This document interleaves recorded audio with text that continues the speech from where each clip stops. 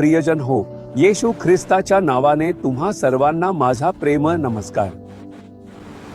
जेव्हा आपण प्रभू येशू सोबत चालतो तेव्हा आपल्याला असं वाटू नये की तो नेहमी आपल्याला आरामदायक मार्गानेच नेईल.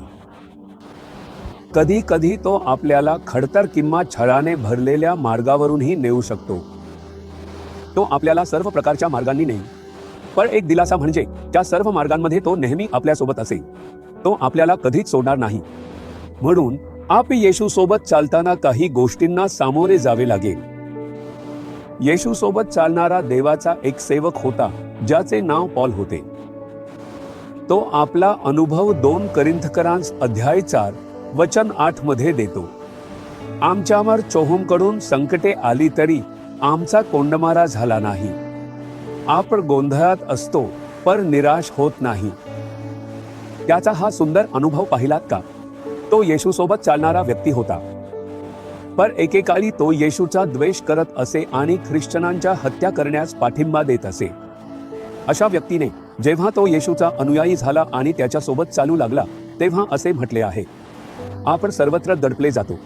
आपल्यावर सर्व बाजूंनी दबाव आला आहे, पण जरी आपल्यावर दडपण आले तरी आपण कधीच मोडत नाही.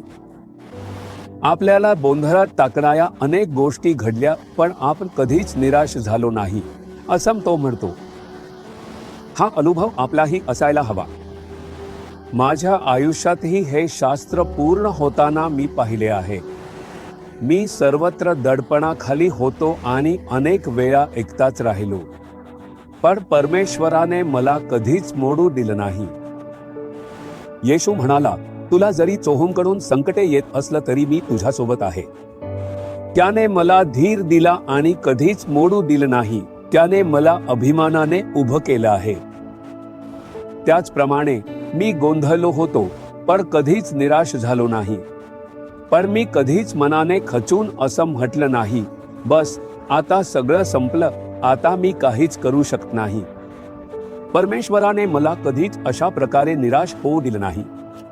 त्याने मला नेहमीच बळ दिलं, धीर दिला आणि मार्गदर्शन केलं आहे. ज्याप्रमाणे प्रभूने हे प्रेरित पौलासाठी केलं तसंच तो आजही आपल्यासाठी करू शकतो. म्हणून जरी तुझ्यावर सर्वत्र संकटे येत असलं तरी घाबरू नकोस. अरे, मला घरी, कामावर, व्यवसायात, सेवेत आणि सर्वत्र संकटे येत आहे असं वाटतं का तुला? हे सगळं येऊ शकतं, पण तू मोडणार नाहीस. छाती ताठ ठेव, येशू तुझ्या सोबत आहे. तो तुझा हात धरून तुझ्या बाजूला उभा राहील. तो म्हणेल, मी तुझ्या सोबत आहे, सरळ उभा राहा, धाडसाने राहा, मोडू नकोस. भीतीदायक आणि गोंधळात टाकणाऱ्या परिस्थिती येऊ शकतात, पण निराश होऊ नकोस. असं म्हणू नकोस की बस आता मी जगू शकत नाही. तू हे सगळं पार करू शकतोस. येशू सर्व भीती आणि त्रास दूर करतो आणि तुला धाडसी बनवतो. तू त्याच्या सोबत चालत नाहीस का? मग त्याचा हात धर आणि धाडसाने सांग, जरी मी सर्वत्र अडचणीत असलो तरी मी मोडणार नाही. जरी मी गोंधळलेलो असलो तरी मी निराश होणार नाही. येशू माझ्यासोबत आहे. हे धाडसाने सांग. तू हे आत्ता म्हणशील का? प्रभू तुला, जो निराश आणि हताश आहेस, असे सांगत आहे, धाडसी रहा.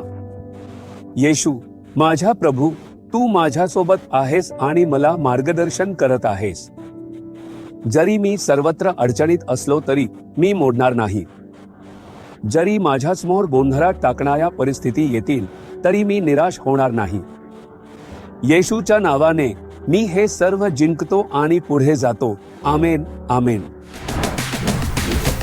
जीसस रिडीम मराठी ह्या YouTube चॅनेलला सबस्क्राईब करा.